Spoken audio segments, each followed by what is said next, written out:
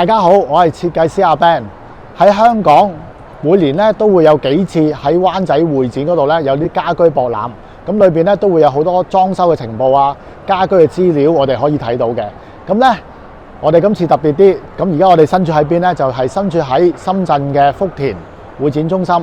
咁今次嚟呢度睇咧，就係2026年嘅深圳家具展。咁佢哋嘅主題咧係新浪潮。咁咧而家咧，我哋就帶大家入去睇下裏邊有咩睇啦。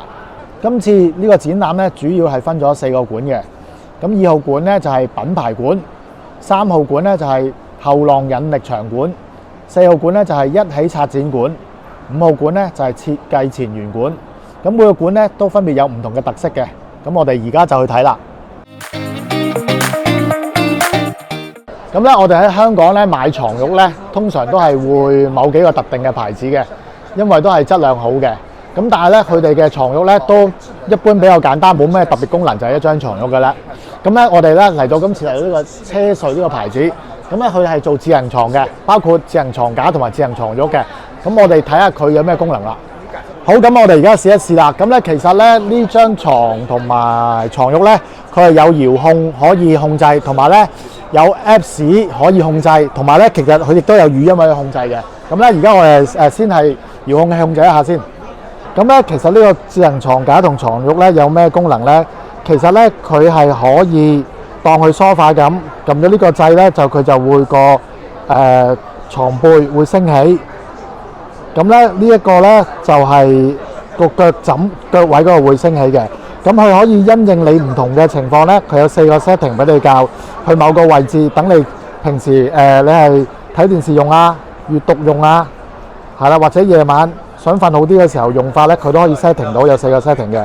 咁另外呢個下邊咧，其實咧佢亦都會有一個按摩嘅功能嘅喎，按摩震動嘅功能。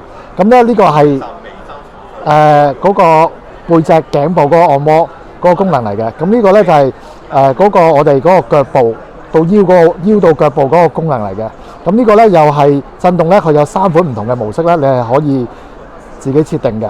好，咁呢個床架咧同床褥咧，其實咧有3個樣嘢可以控制佢嘅。一個咧就係有遙控嘅，跟住一個係可以聲控講嘢控嘅，但係咧現時咧就只可以普通話。咁另外仲有咧，佢可以 Apps 控制佢嘅。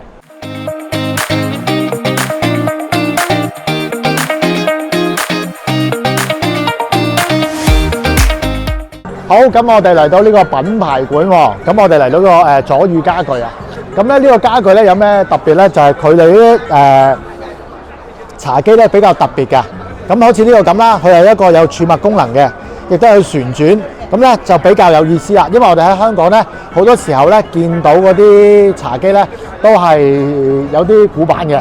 咁呢個另外咧亦都係個手工比較靚啊，上面係一塊雲石嚟嘅，咁會有一個木邊跨住佢。咁下邊咧有啲設計幾有特別嘅款。咁咧其實咧佢亦都係可以係旋轉，可以收埋嘅，咁就變咗唔同嘅形狀。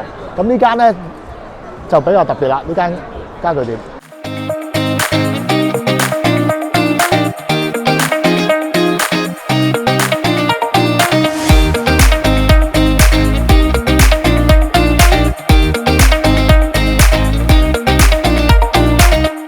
好，咁我哋而家嚟到呢個3號館咧，呢個芬雅特油畫嘅。咁呢個有咩特別咧？其實咧呢度除咗佢好多咁靚嘅油畫你見到啦喺度，同埋有啲畫作之外咧，其實佢可以訂做畫嘅。即係話俾你聽咧，就係你揾佢哋咧，佢哋亦都可以俾啲圖案佢哋可以即刻做到啲畫出嚟，幾大嘅尺寸都得嘅。咁我想問你咧，請教下你咧，呢幅畫其實幾特別個？呢個係咩咩？沙鹽布，咁點解佢做到嗰個凹凸嗰個紋嘅？就係你哋發圖片俾我哋，我哋設計就可以在電腦上做嗰啲層次，就是把那個層次把它分出來，然後通過嗰個機械就一層一層打出嚟。OK， 明白啦。咁所以就有咁特別咁有層次啦。係啦，咁呢啲油畫咁樣嘅點做都係俾個圖案你就已經搞掂。係，就俾幅圖我哋嘛，我哋直接嗰度照住嗰啲圖畫，或者我哋創作，就可以唔同你嘅圖一樣都得㗎。OK， 好，唔該晒。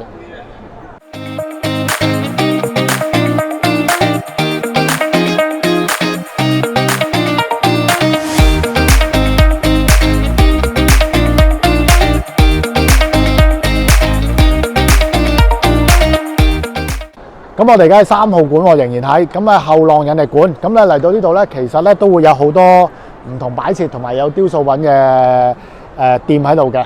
咁咧呢個我見佢幾特別喎。我哋嚟到呢個叫虎雲閣。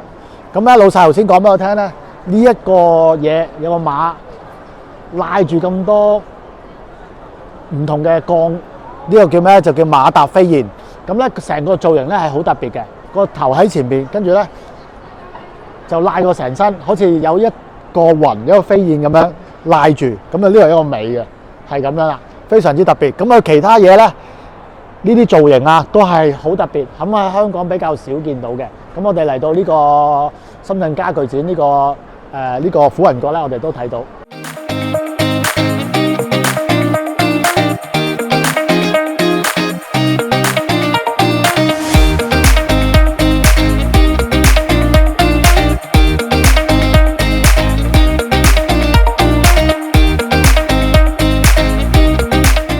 Hello 大家，咁我哋而家嚟到呢個筍茂家居，咁啊點解會嚟到呢間家具店去睇呢？因為佢啲嘢都幾有特別嘅，就包括造型啊，同埋佢用啲原木啊、實木都係其實係真材實料嘅。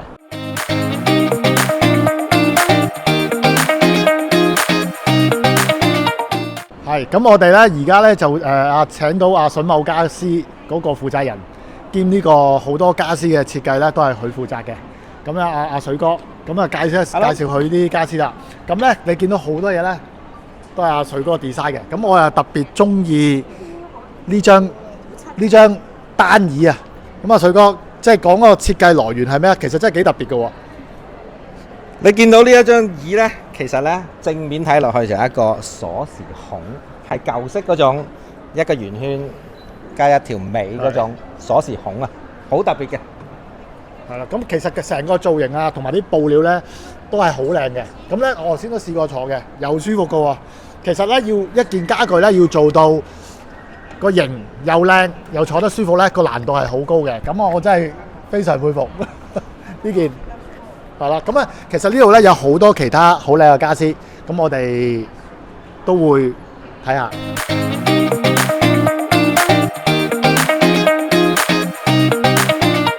其實呢一次深圳家具展咧，9成9咧個參展商都係國內嘅家私公司嚟嘅。咁因為以往咧國內啲品牌咧，大家都會覺得啲手工比較差嘅，但係咧隨着年月咧，其實已經進步咗好多啦。咁4號館咧呢邊咧，大部分都係有啲新興品牌嘅館嚟嘅。咁無論嗰啲物料啊，嗰啲細緻部分啊，嗰啲造型啊，其實而家已經越做越靚㗎啦。咁呢度4號館亦都有啲擺設品，同埋啲梳化區，我哋可以睇到唔同嘅產品嘅。